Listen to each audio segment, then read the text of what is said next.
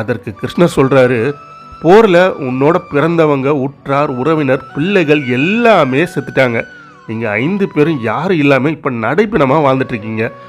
நான் மட்டும் இல்லைன்னா உங்களுக்கு இங்க இருக்கிறதுக்கு எதுவுமே இல்லை. உங்களுடைய வாரிசுகள் எல்லாம் அழிஞ்சு போயிடுச்சு. தென் பிறகும் சகுனியோட ஆசை நிறைவேறலைன்னு எப்படி நீங்க நினைக்கிறீங்க அப்படின்ட்டு கிருஷ்ணர் திரும்பவும் ஒரு கேள்வியை கேட்குறாரு.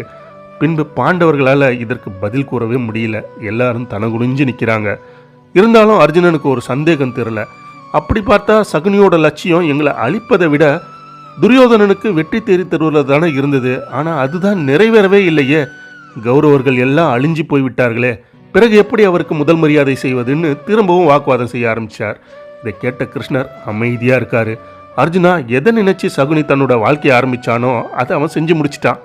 ஒரு பக்கம் 100 எதிரிகள், இன்னொரு பக்கம் 5 எதிரிகள். உங்கள் 5 பேரை அழிப்பதா